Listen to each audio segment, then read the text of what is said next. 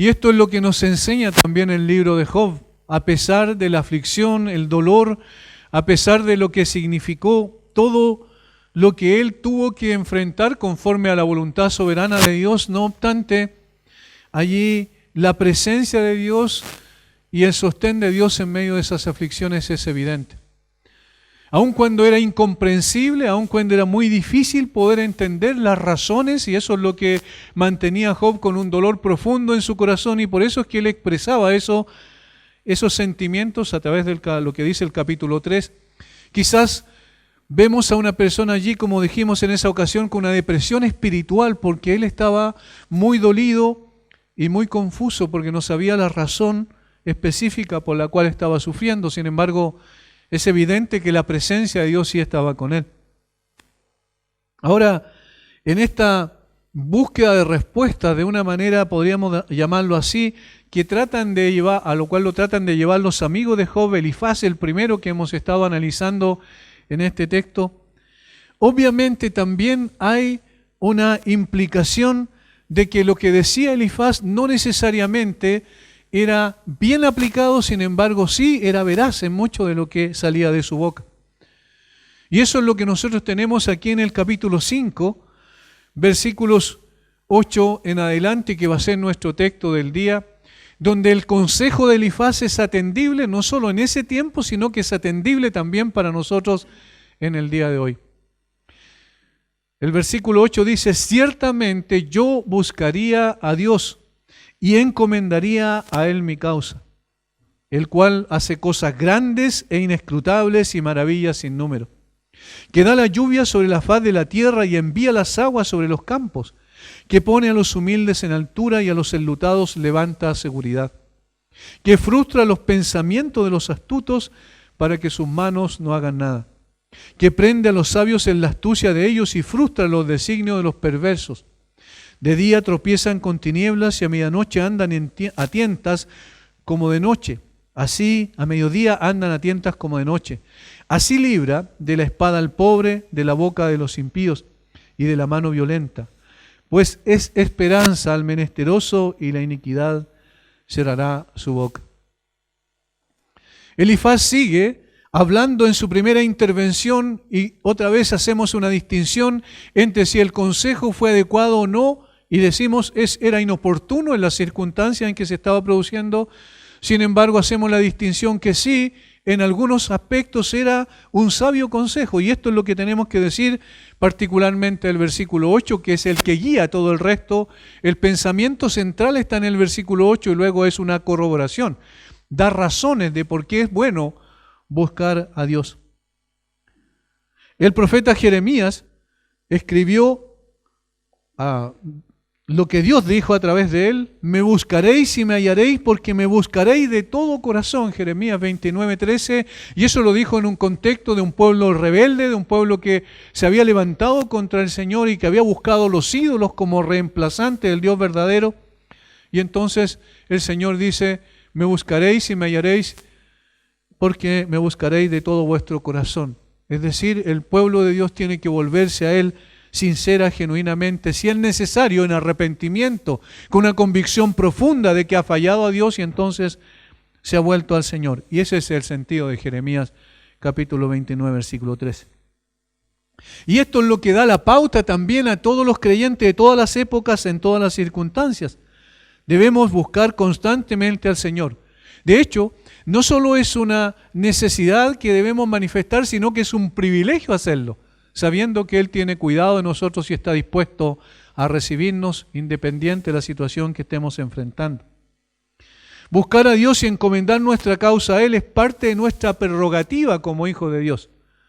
Por tanto, siempre será un buen consejo el recomendar a los creyentes a buscar a Dios. Por eso Elifaz, uno de los amigos de Job, en medio de su primera intervención le dice a Job: ciertamente yo buscaría a Dios, si estuviera en tu caso yo lo haría y encomendaría a Él mi causa. Hasta este punto la intervención de Elifaz ha buscado convencer a Job que todo lo que le está ocurriendo es causado por algún pecado que él ha cometido. Recuerden que esa es la tesis primaria, la proposición principal sobre la cual elabora todo su argumento. Que su problema es la falta de arrepentimiento. Eso es lo que está detrás de lo que quiere transmitir Elifaz. Que su sufrimiento, el sufrimiento de Job, es la retribución justa a su extravío. En los versos 1 al 12 del capítulo 4 ha establecido la presuposición de que todo aquel que sufre es como consecuencia de su pecado. En los versos 12 al 21 ha profundizado un tanto más mostrando la insensatez de cuestionar a Dios, porque él consideraba que Job había fallado rotundamente al expresar lo que expresa en el capítulo 3, donde se queja en un sentido por haber vivido, por haber nacido y por eso todavía seguir viviendo. Y Elifaz le dice, es insensato eso, porque Dios es justo y Dios es puro, es santo, versus el hombre que no es nada delante de él. En el capítulo 5, versículos 1 al 7, ha metido un poquito más el dedo en la llaga, en la herida, ¿cierto? Buscando convencer a Job que su propia experiencia, es decir, lo que él había vivido, le ha mostrado que el hombre pecador no tiene a nadie a quien acudir para que defienda su causa en medio de su aflicción merecida. Ahora pues da voces, ¿habrá quien te responda? ¿Y a cuál de los santos te volverás? Esas son preguntas retóricas que tienen una sola respuesta. A ninguno, nadie te puede ayudar, nadie va a defender tu causa, nadie va a ser tu abogado. No hay donde buscar que alguien te defienda. Ahora entonces pasará a exhortar a Job para que busque a Dios sobre la razón de su aflicción y encomiende a él su causa, dando razones de por qué es sabio hacer aquello. Lo que Elifaz entonces dirá a Job en los versos 8 en adelante es buena teología. Es tan así que el propio Pablo cita el versículo 13 de este capítulo para argumentar que la sabiduría del mundo es insensatez para con Dios al escribir a los Corintios. Eso lo tenemos en la primera carta de los Corintios, capítulo 3, versículo 19.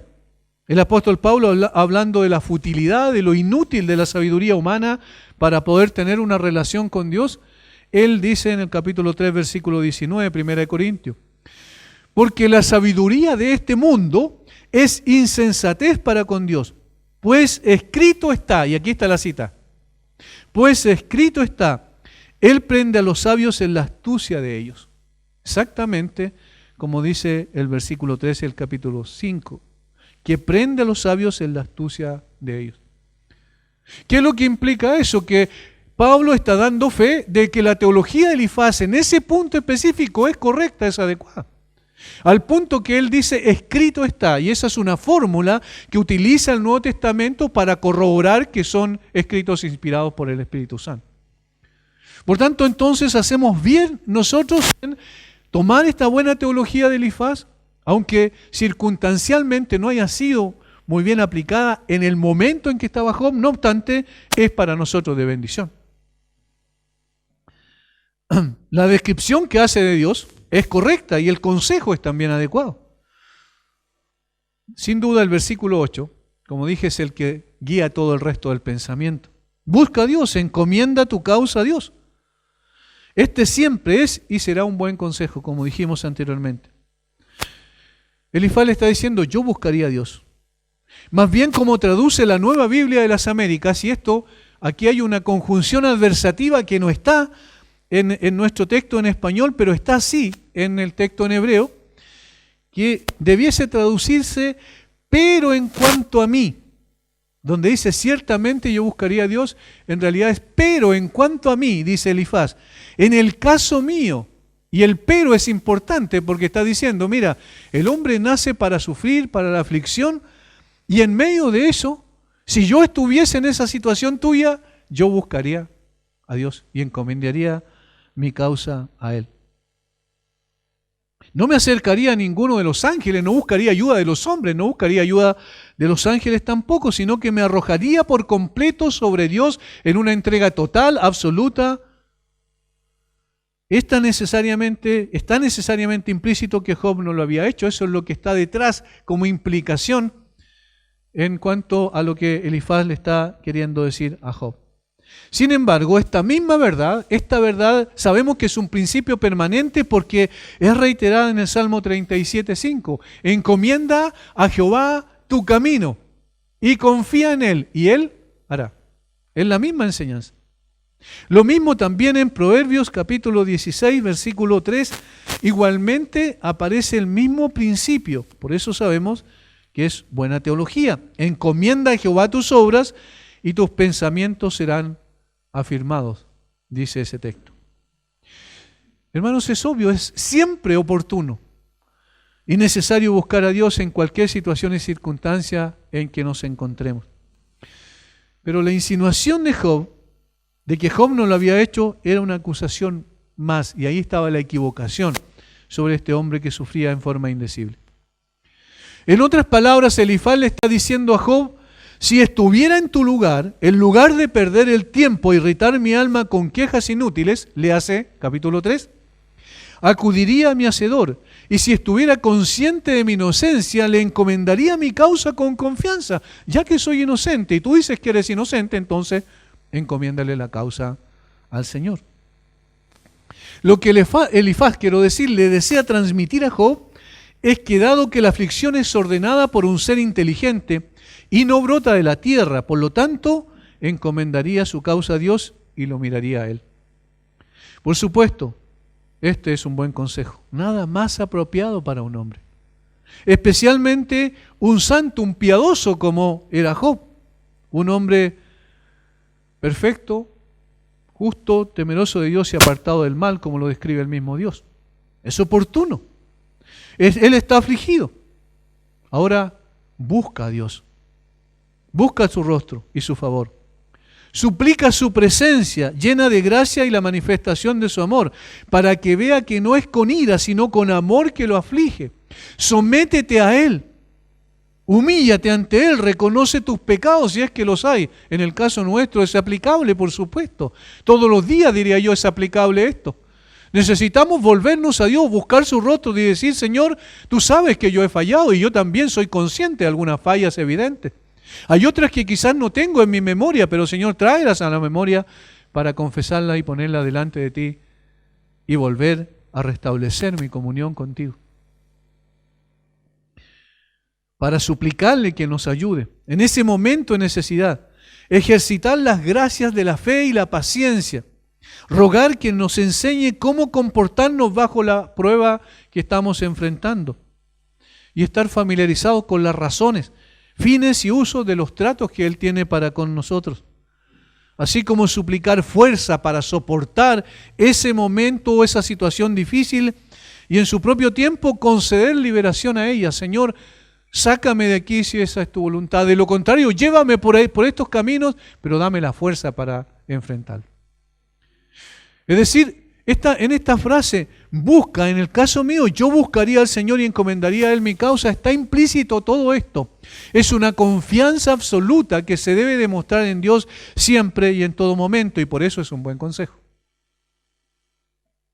Por supuesto, como hemos dicho, hay una crítica velada a Job. Sin embargo, el consejo es oportuno. Matthew Henry dice: alguno está afligido, que ore. En la tranquilidad del corazón, un bálsamo para toda herida. En la tranquilidad del corazón, un bálsamo para toda herida. ¿Dónde buscamos ayuda, socorro oportuno? ¿De dónde vendrá mi socorro? Dice el salmista. Mi socorro viene de Jehová.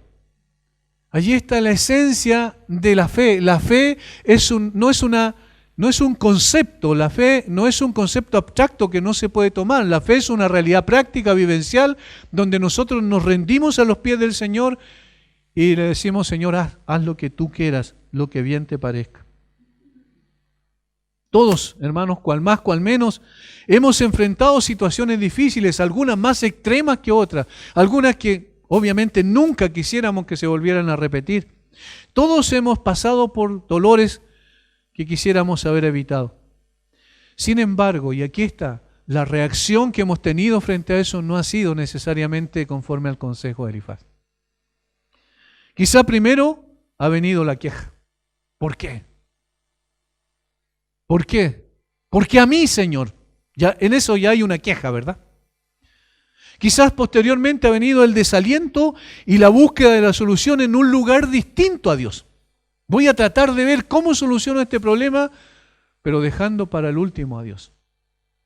Quizá nuestras fuerzas han decaído por no saber cómo enfrentar la situación y nos sentimos débiles y afligidos y decimos, no puedo, yo no puedo. Y entonces se nos caen los brazos. Por eso es que es importante poner oído a este consejo. Por eso es que es importante recordar siempre esta premisa, este mandamiento, este principio escritural. Señor, dame esa sabiduría y esa determinación para encomendar a ti mi causa. Lo que está diciendo Elifaz, en otras palabras, yo le haría conocer mi caso, le contaría todo y derramaría mi alma delante de él. Y luego lo dejaría todo en sus manos y no discutiría ni contendería con él. Aquí estoy, Señor, haz lo que a ti bien te parezca. Esto es sabio. Buscar a Dios, dejar todo en sus manos, es nuestra necesidad diaria. Más allá de las situaciones puntuales que estemos viviendo, en la salud o en la enfermedad, hemos de buscar a Dios. Que nuestras quejas se transformen en oración, ese es el consejo. En vez de quejas, oraciones. Que nuestros gemidos y suspiros lleguen a Dios en los cielos, alivia eso nuestra alma. Que podamos buscar su rostro y descansar en Él, eso es lo mejor que podamos hacer. Elifaz refuerza su exhortación con las razones por las cuales es sabio buscar a Dios y encomendar a Él su causa. Y aquí da 4 razones en los versículos siguientes, del versículo 9 en adelante. Y noten cómo las razones es de lo general a lo particular. Cómo va de lo macro a lo micro. Cómo va de los tratos de Dios con toda su creación a los tratos de Dios con su creación particular, que son los hombres, sus hijos y también los impíos. Estas son razones importantes. En otras palabras, este estribillo que hemos de repetir en cada versículo, ciertamente yo buscaría a Dios, encomendaría a Él mi causa, busca a Dios y encomienda a Dios tu causa, eso se reitera. Y aquí dice las razones, ¿por qué? ¿Por qué buscaría a Dios? ¿Por qué encomendaría mi causa a Dios? Lo primero, versículo 9. El cual, Dios por supuesto, hace cosas grandes e inescrutables y maravillas sin número. El cual hace cosas grandes e inescrutables y maravillas sin número. La primera razón es porque Dios es sabio y poderoso. Dios es sabio y poderoso. Noten el verbo, el cual hace grandes cosas. Grandes e inescrutables. Cosas grandes, inescrutables y maravillas sin número, el cual hace. Él es el hacedor, Él es el creador. La descripción aquí es de Dios como aquel que creó todas las cosas y como quien sostiene todas las cosas también. El objeto de esto es mostrar por qué Job debe encomendar su causa a Dios. La razón sugerida es que se había mostrado calificado para gobernar el mundo por los grandes y maravillosos actos que realizó, es decir, su obra. Contempla su obra, Job. Mira los cielos y ve la grandeza de la expansión que ellos representan y queda maravillado y asombrado por la grandeza de Dios. Por lo tanto, Elifaz procede a extenderse sobre lo que Dios había hecho y así declara la antigua creencia con respecto a su soberanía sobre el mundo. Es interesante que estamos en un tiempo antes de que se escribieran ninguno de los libros de la Biblia.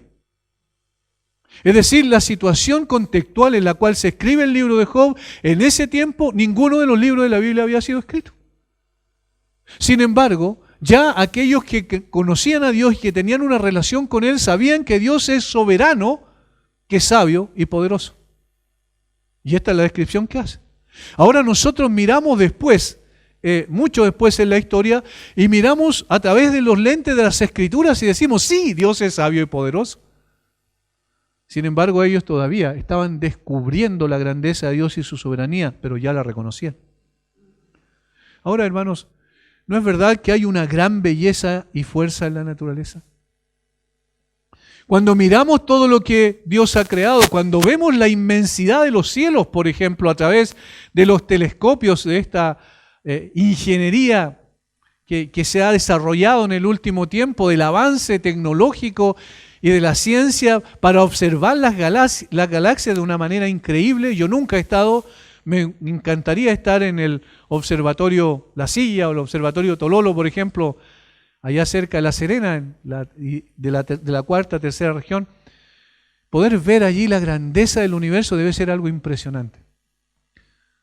Ahora, si eso es grande, si eso es extraordinario, si cada uno de los planetas que tiene nuestro pequeño sistema solar en la inmensidad del universo tiene una rotación perfecta, cada una de las cosas que se mueve en la dirección adecuada, en la forma correcta, obviamente detrás de eso hay un gran diseñador.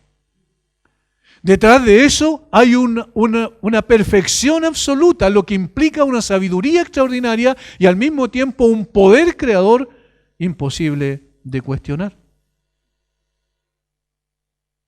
Ahora, en el Nuevo Testamento, nosotros tenemos, a través de las revelaciones de la palabra, algunas visiones más amplias del gobierno de Dios y del diseño de Dios en cuanto particularmente a la situación de la aflicción, el sufrimiento.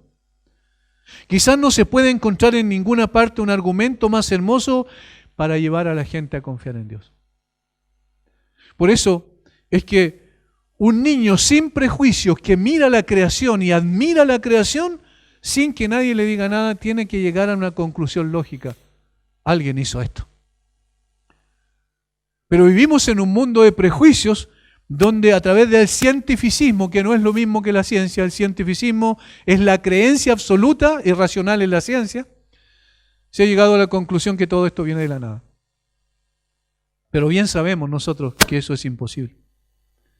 La razón aquí declarada por Elifaz es que Dios hace grandes cosas y por lo tanto debemos y podemos confiar tranquilamente en Él. Si Él ha hecho todo esto, si gobierna todo lo que creó, ¿cuánto más las aflicciones que estamos enfrentando? Sus obras son vastas e ilimitadas. Son tales que impresionan a la mente con un sentido de su propia pequeñez. El hombre es pequeño ante la grandeza del universo. Y en tal ser deberíamos confiar más que en el brazo de una criatura débil. Es lógico el razonamiento.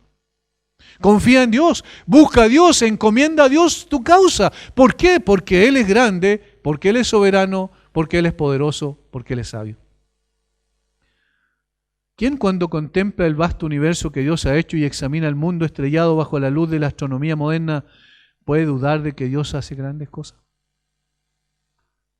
Nadie debería dudar un momento de que Dios es absolutamente confiable. Todos deberíamos contemplar las grandes e intrincadas obras de Dios y quedar maravillados de su grandeza y sabiduría. Todo lo que existe obedece a su sabio consejo. Todo está bajo su control soberano. Sus obras, dice Elifaz, son inescrutables. Eso significa imposibles de escrutar, inmedibles por la pequeña y limitada mente humana. ¿No es verdad que nosotros quedamos asombrados ante tal grandeza?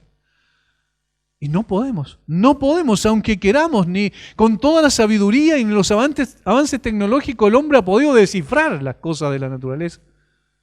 Es demasiado intrincado. La palabra hebrea que se traduce aquí, inescrutable, es chequer y significa buscar o examinar. Y la idea que está aquí es que es imposible buscar y comprender completamente lo que Dios hace. Es imposible. En Job 11:7 se reitera otra vez el concepto. Ahora por parte de otro de los amigos de Job, Sofar, dice: ¿descubrirás tú los secretos de Dios? ¿Llegarás tú a la perfección del Todopoderoso? Es más alta que los cielos. ¿Qué harás? Es más profunda que el Seol. ¿Cómo la conocerás? Eso significa inescrutable. Es imposible de escrutar, es imposible de examinar, es imposible de llegar a una comprensión cabal de ello. Debemos esperar cosas en su administración que no podemos entender. El argumento de Elifaz parece ser que era un hecho indiscutible, que hay muchas cosas en el gobierno de Dios que están por encima de nuestra comprensión. Hermanos, ¿no es eso lo que dice el apóstol Pablo también en Romanos? ¿No es esa La doxología que hace exclamar al apóstol Pablo de esta manera en el Romanos capítulo 11, versículo 33, después de describir la grandeza de la obra de Dios en Jesucristo, la perfección de la obra de Dios en Jesucristo y sus implicancias, la justificación por la fe, la santificación, la glorificación que nos espera a todos en Cristo, después de todas estas verdades extraordinarias, Pablo llega al final de su argumentación doctrinal y dice: oh profundidad de las riquezas, de la sabiduría y de la ciencia de Dios. Cuán insondables son sus juicios e inescrutables sus caminos. Ahí está otra vez. Cuán incomprensibles e ininvestigables son sus caminos, está diciendo. Porque ¿quién entendió la mente del Señor o quién fue su consejero? ¿O quién le dio a él primero para que le fuese recompensado? Ahí está citando a Isaías. Porque de Él y por Él y para Él son todas las cosas. A Él sea la gloria por los siglos. Amén. ¿Qué es lo que está diciendo aquí entonces Elifaz? Está diciendo: Job, Dios es tan grande, tan extraordinariamente sabio y poderoso, soberano, controlador de todas las cosas. Todo obedece a su sabio consejo. Pero hay tantas cosas en su creación y en su obra perfecta que son incomprensibles. Simplemente las aceptamos por una realidad, porque Dios lo dice que es así, pero son incomprensibles. Ahora, cuando Él nos aflige, también hay cosas que no comprendemos. Debemos sentir que esto es parte entonces de las acciones de un Dios incomprensible. Es de esperar estos tratos tan misteriosos. Y no deberíamos permitir, y aquí está el argumento de Elifaz, ni por un momento que esto nos haga perder nuestra confianza en Él. El hecho mismo de poder tratar de explicar la naturaleza de Dios es imposible. Dios existe en tres personas, ahora explícame la Trinidad. No puedo. Si yo pudiese explicar la Trinidad con detalles y dejar tranquila y perfectamente satisfecha tu razonamiento, tu mente, entonces yo sería Dios. Porque ¿quién conoció a Dios si no el Espíritu de Dios que está en Él? Pero nosotros los hombres no podemos. De hecho, mucha especulación hay inclusive en los teólogos, pero no pueden llegar a una verdad absoluta porque Él es inescrutable. Entonces Job, si está sufriendo, eso es parte de la incomprensibilidad de Dios. Ese es el argumento.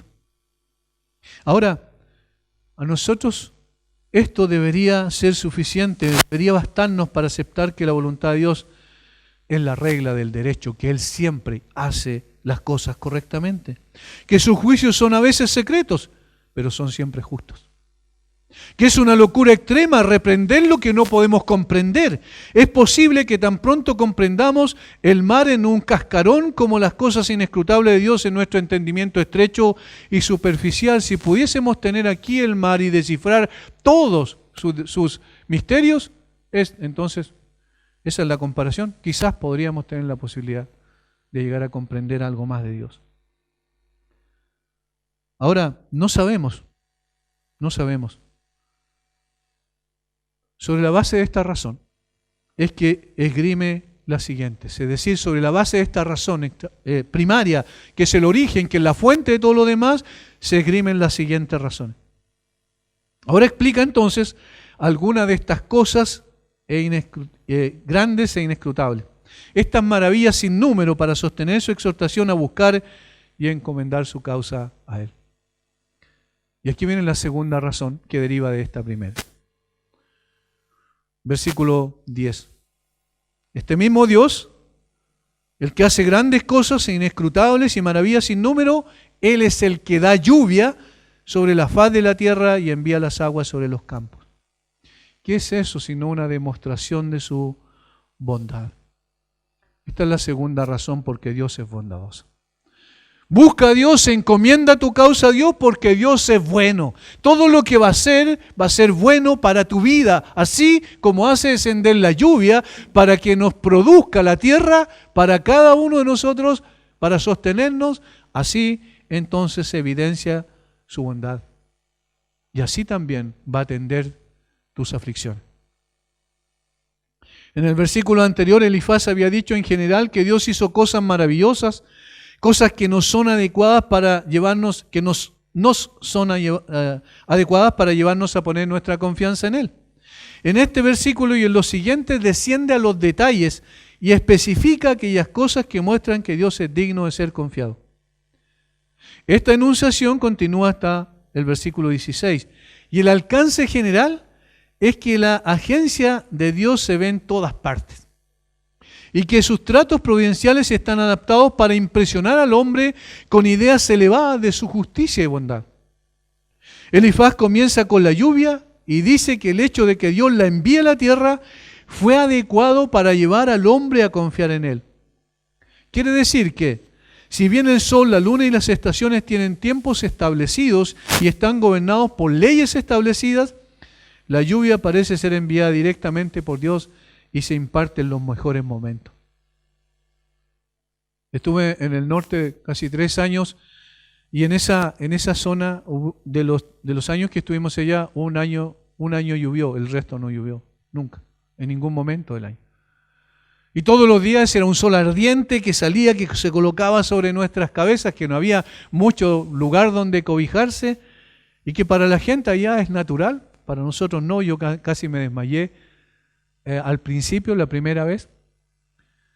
Ahora, uno piensa, mira al cielo, ¿cuándo va a llover? Es posible que venga la lluvia y parece que es imposible. Más aún uno siendo del sur y teniendo todo el tiempo lluvias en abundancia acá, es extraño. Ahora, eso era más o menos el contexto en esa zona del mundo en el cual fue escrita la Biblia. Sin embargo, ¿qué es lo que ocurre? Que luego empieza a caer la lluvia. Y obviamente aquellos creyentes en el Dios verdadero sabían que eso era provisión de Dios. Está totalmente bajo su control. Y proporciona una prueba constante de su benevolencia. Sin Él todos los vegetales se secarían y todos los animales de la tierra morirían. La palabra tierra aquí se refiere probablemente a la parte cultivable de la tierra, los campos que están bajo labranza. De hecho, sin ella, la vida sería, bien sabemos, imposible. Por tanto, lo que está diciendo Job, o sea, Elifaz, de lo general a lo particular, fíjense, es bueno buscar a Dios, es necesario buscar a Dios, yo encomendaría mi causa a Él, porque Él es bondadoso, es grande, sabio y poderoso. Y Él se preocupa también de nuestras necesidades. Y aquí está llegando más específico, ¿se fijan?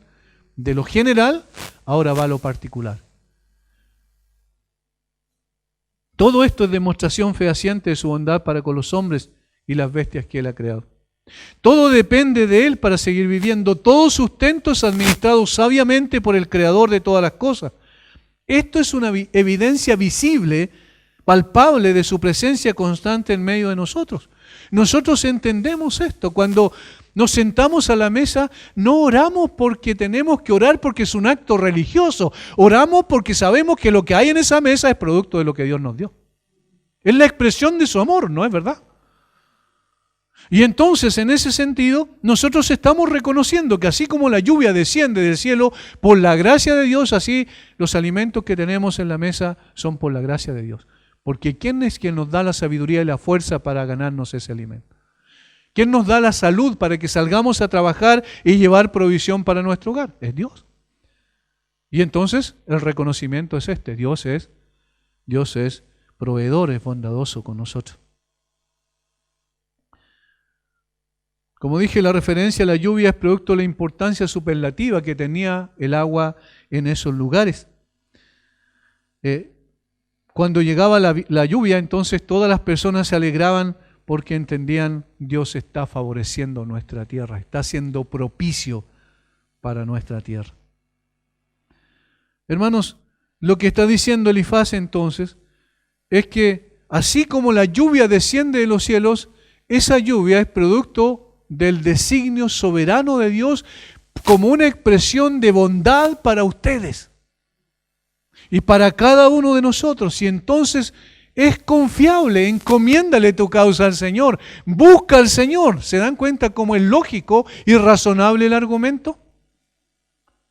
Hermanos, lo que nosotros debemos reconocer hoy es exactamente lo mismo. Así como Dios nos provee constantemente, esa expresión de bondad debe retornar a Dios en alabanza y en adoración, y además en dependencia de Dios. Busca a Dios, encomiéndale tu causa a Dios. Ese mismo mensaje, y aunque no va a ser comprendido en forma natural por la gente, debemos decir a las personas: busca a Dios, encomienda tu causa a Dios. Pero obviamente sabemos que primeramente tiene que venir el arrepentimiento y la fe. Y que nadie naturalmente va a buscar a Dios, pero Dios sí está buscando al hombre para darle vida. Y para que también ese hombre entienda que no hay nada más importante que tener una relación personal con Dios, porque eso es lo que define nuestra vida de una manera totalmente distinta.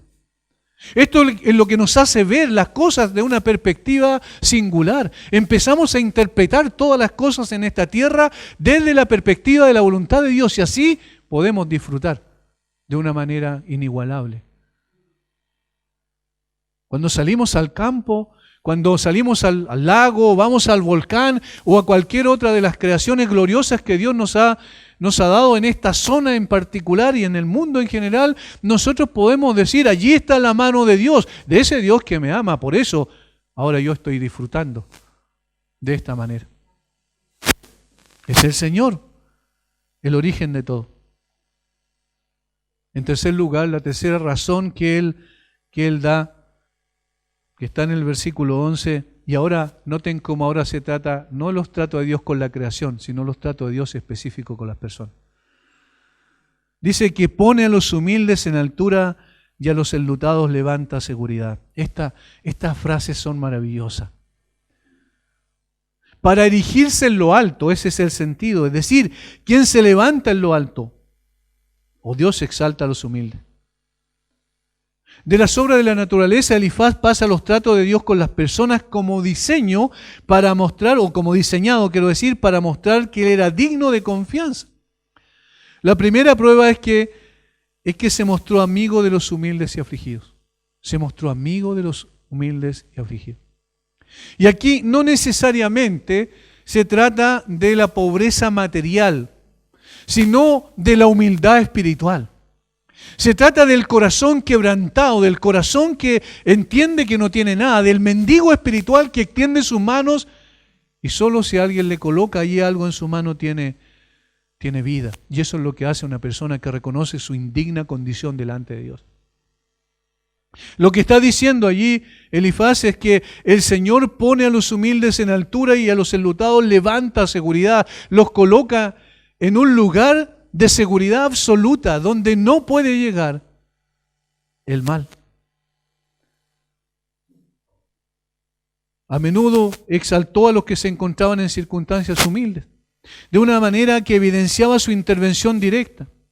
Debe recordarse que Elifaz detalla el resultado de su propia observación y expone las razones que había observado para confiar en Dios. Y el significado aquí es que él había visto hacer esto tantas veces como para mostrar que Dios era amigo de los humildes y de los pobres. Este sentimiento fue luego expresado con gran belleza por María, la Madre del Señor Jesucristo, en ese gran cántico de alabanza que ella expresó después de que se encontró con Elizabeth, después de haber concebido. Dice: derribó a los poderosos de sus tronos y exaltó a los humildes. A los hambrientos colmó de bienes y a los ricos despidió vacío. Lucas 1, 52 y 53.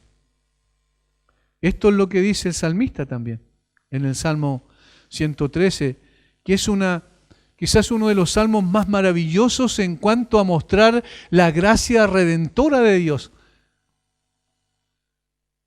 Salmo 113. Versículos 1 al 3, al 4 se establece en realidad cuál es el tema del Salmo.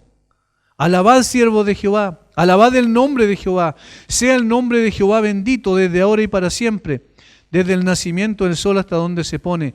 Sea alabado el nombre de Jehová, excelso sobre todas las naciones es Jehová, sobre los cielos su gloria. Y entonces aquí muestra la grandeza incomparable de Dios. Como alguien dijo bien, cuando dice aquí el salmista: ¿quién como Jehová nuestro Dios? está diciendo, ¿hay alguien que se pueda comparar a Él? Es imposible que haya alguien que esté sobre Dios. Es imposible que alguien esté al lado de Dios y la única posibilidad es que todos estén bajo Dios. Y aquí es lo que expresa enseguida el salmista. Quien se sienta en las alturas, que se humilla a mirar en el cielo y en la tierra. Es decir, Dios condesciende con el hombre, los ve en su condición y tiene misericordia y compasión de ellos. Y es extraordinaria esta compasión. ¿Por qué? Porque viene a esta tierra como un hombre, vive entre los hombres, es despreciado por esos mismos hombres, es puesto en una cruz finalmente. ¿Para qué? Para levantar del polvo al pobre. Sí, a ese mismo hombre que lo odia, a ese mismo hombre que lo desprecia, a ese mismo hombre que se rebeló contra él, a ese mismo hombre Dios viene a salvar. Y eso es compasión, porque no merecimos eso. Noten la frase que dice enseguida, y al menesteroso alza el muladar. Esta es una frase muy interesante, porque menesteroso significa en el texto hebreo indigente. ¿Ven? Pobreza total, absoluta, indigencia, un mendigo. ¿Y qué es lo que hace? Alza el muladar. ¿Y qué es lo que es el muladar? Esa palabra significa literalmente el lugar del estiércol, el estercolero. Es decir, está diciendo, tú estabas en el estiércol, en la mugre, en la basura, lleno de pecado, cubierto por el pecado, gobernado por el pecado, sujeto, esclavizado por el pecado, y vino el Señor y te sacó de allí. Eso es misericordia y compasión. ¿Para qué? Para hacerlo sentar con los príncipes de su pueblo. Noten el cambio. Extraordinario esto. Lleno de basura, lleno de estiércol, y luego se cambia sus ropas, se coloca ropas reales y se sienta a comer en la mesa del rey. Hermanos, eso es el Evangelio. ¿Pero por qué hizo eso Dios? Porque simplemente tuvo compasión con nosotros.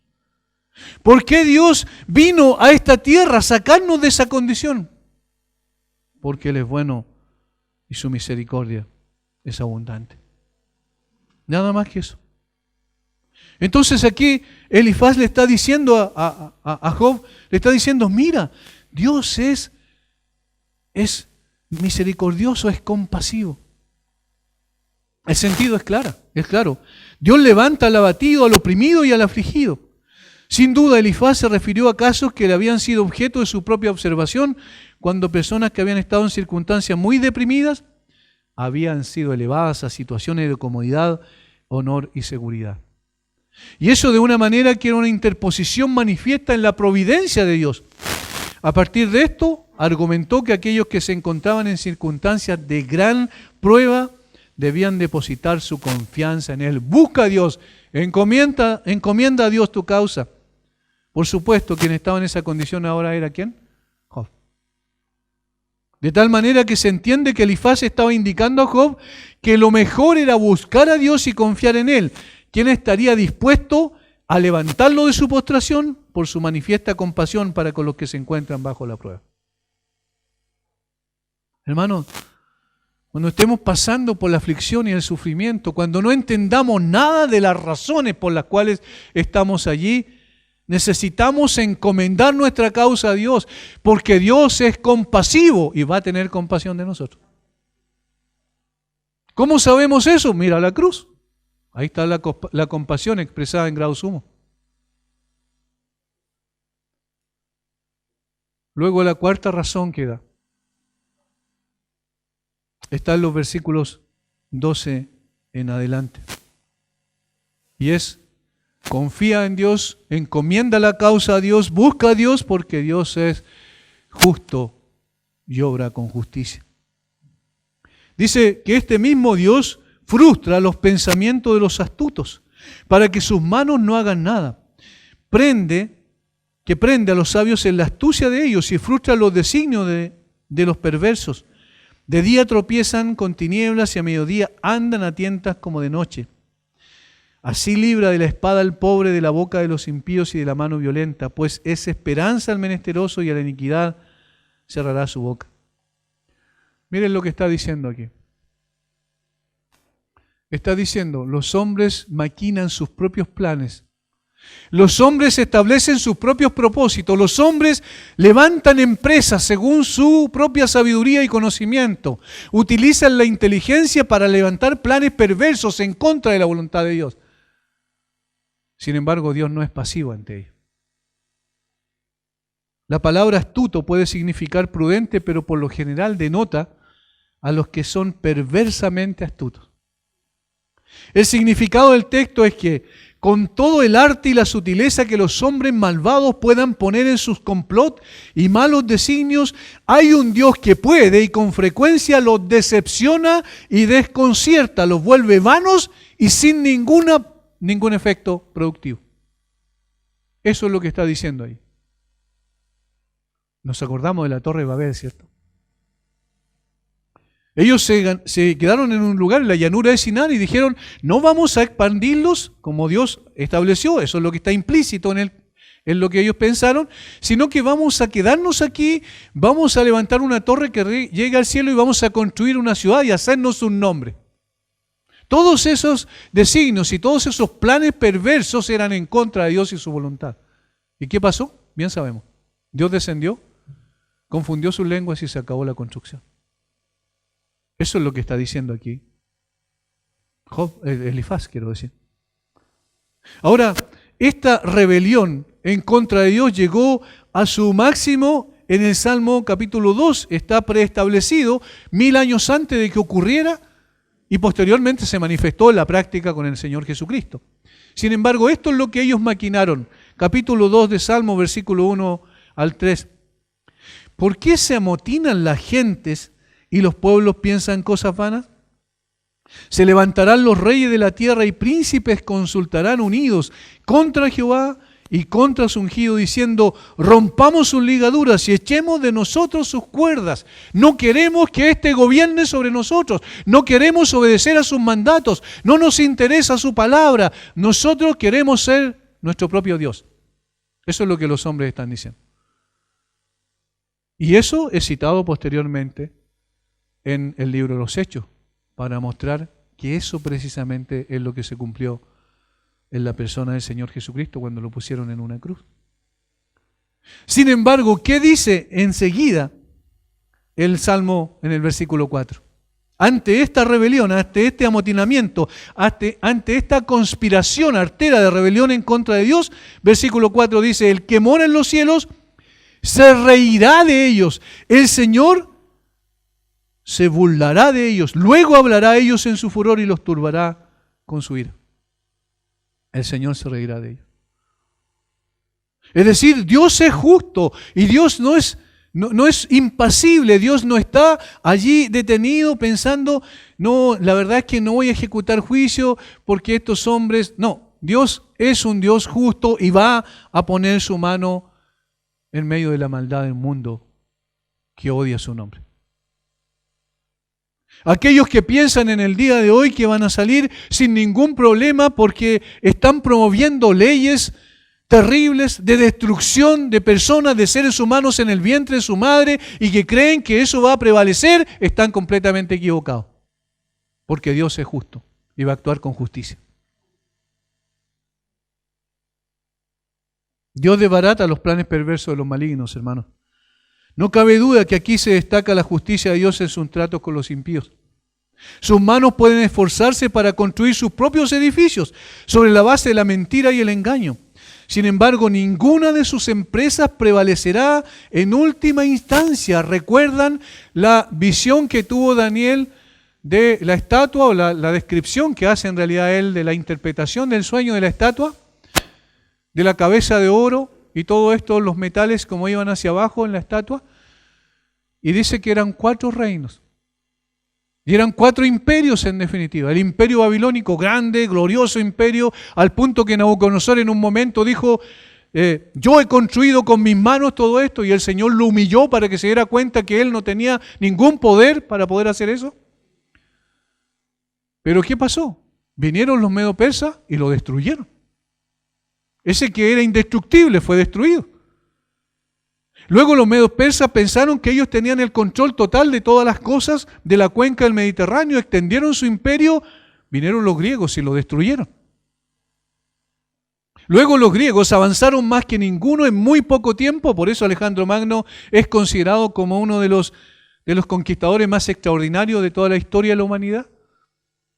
Y vinieron los romanos y destruyeron su reino. Y luego, en el 467 y fracción, vinieron los bárbaros y destruyeron el gran imperio romano del occidente, y en 1400 y fracción destruyeron el imperio romano del oriente. Y todos esos reinos grandes y gloriosos, ¿dónde quedaron? Esa es una forma de decir Dios, yo tengo el control, no ustedes. Yo soy el Señor, no ustedes. Yo soy el creador, ustedes son simples criaturas. Y por eso Dios está diciendo aquí, o mejor dicho, a través de Elifaz está diciendo, Dios va a juzgar a los impíos. Ahora noten cómo el versículo 15 y 16 hace una diferencia con los suyos. Aquí está la diferencia.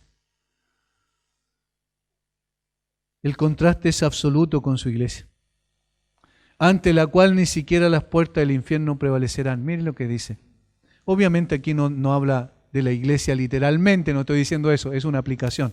Pero miren, versículo 15, así libra de la espada al pobre. Otra vez, en ese sentido hay que entenderlo, en términos espirituales, de la boca de los impíos, los mismos que describió recién, y de la mano violenta. Pues es esperanza al menesteroso y la iniquidad cerrará su boca. Libra al pobre y es esperanza del menesteroso. Hermanos, el Señor Jesucristo dijo, después de que que él preguntó, ¿quién dicen los hombres que es el Hijo del Hombre? Y Pedro dijo, tú eres el Cristo, el Hijo del Dios viviente, ahí en Cesarea de Filipo, en el norte de Israel. Inmediatamente después dijo el Señor, y yo te digo que tú eres Pedro y sobre esta roca edificaré mi iglesia y las puertas del Hades no prevalecerán contra ella. ¿Notan la diferencia? Las empresas de los hombres, todo lo que construye el hombre con su sabiduría y su capacidad, terminarán en la ruina total. Así como vino esa piedra cortada de una montaña y golpeó la estatua. ¿Recuerdan en el sueño?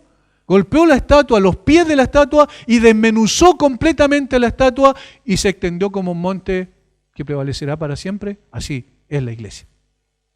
¿Por qué? Porque la iglesia no es invención de hombre. La iglesia no es obra de manos de hombre. La iglesia no es obra del ingenio de los hombres. Y por eso el pastor John MacArthur, que está dando una batalla allá en los Estados Unidos, tiene toda la razón cuando dice la iglesia es imperativa. La iglesia es lo más importante. Se abren los clubes nocturnos, se abren las discotecas, se abren todas estas cosas. ¿Por qué la iglesia no? Cuando la iglesia es de primera importancia. ¿Y por qué dice que la iglesia es de primera importancia? Porque es la obra de Dios, no la obra de los hombres. Y hermanos, eso es lo que tenemos. La obra es de Dios, la iglesia es del Señor. Y el Señor tiene compasión y misericordia de los suyos y va a sostener a la iglesia porque Él es el que la edifica. Yo edificaré mi iglesia. Y está sólidamente fundada sobre la roca que es Cristo y su obra perfecta. Por tanto, Elifaz le está diciendo a Job, mira, hay razones suficientes para buscar a Dios y encomendar a él tu causa. Y nos está diciendo a nosotros exactamente de la misma manera. Nos está diciendo, es posible que la iglesia prevalezca y va a ser así, y tú tienes que confiar simplemente en Dios, dejar en sus manos lo que pase. Aunque la iglesia sea perseguida, aunque la iglesia sea acorralada por los poderes seculares, la iglesia va a prevalecer porque Dios es el Señor de ella. Es su novia y Él la va a cuidar. Y nosotros podemos estar tranquilos. Y podemos decir que vengan situaciones difíciles sobre nosotros, nosotros dependemos de ti. No es nuestra fuerza, no es nuestra sabiduría, no es nuestra capacidad. Es tu poder, es tu sabiduría. Ahí hay una diferencia notable. Dios ejecuta su justicia sobre los impíos que levantan sus propias empresas y ejecuta y derrama su misericordia sobre su iglesia. De hecho, la palabra menesteroso o desamparado que se traduce aquí en el versículo 16 significa uno que es débil y que no tiene fuerzas en sí mismo, que no tiene riqueza. Y puede aplicarse, por supuesto, espiritualmente al pobre, en una condición muy desamparada en sí mismo. Y sin embargo, a través de la revelación de la gracia y la misericordia de Dios para él, tiene esperanza y seguridad en Cristo. Nuestra vida está escondida con Cristo en Dios. Y ahí está nuestra certeza. La fortaleza y la esperanza puesta ante Él para escapar de todo esto. Aún el mayor de los pecadores que se arrepiente pasa a tener certeza en Cristo. Y es totalmente libre y tiene vida eterna. El don gratuito de Dios por medio de Cristo es el que sostiene a quien es su Hijo. Hermanos, estamos en las manos seguras, por tanto, busque a Dios permanentemente y encomiende a Dios su causa. El Señor es bueno, es misericordioso, es compasivo, es justo y es soberano. Padre, gracias por tu palabra. Gracias una vez más por darnos el privilegio, Señor, de poder acercarnos a ella. No tenemos la capacidad quizás para poder entender todas las implicancias de tu palabra, sin duda, Señor. Pero tú nos ayudas a entender ciertas cosas y aplicarlas a nuestra vida como iglesia de Cristo en el día de hoy. En este precioso libro que tú has revelado y has dejado, que tu Espíritu Santo ha querido dejar para todas las generaciones, hasta que tú regreses por los tuyos. Señor, yo ruego que tú obres en mis hermanos, aquellos que están sufriendo, aquellos que están pasando situaciones incomprensibles quizás en su vida, que puedan encomendar su causa al que juzga justamente. Aquellos que están siendo, Señor, objeto de injusticia en medio de un mundo injusto, que puedan también confiar en el Señor, bondadoso, compasivo, misericordioso, y que sostiene a los suyos. Gracias, Señor, por darnos el privilegio de ser parte de tu iglesia. Alabamos tu nombre, en el nombre glorioso de Jesús. Amén.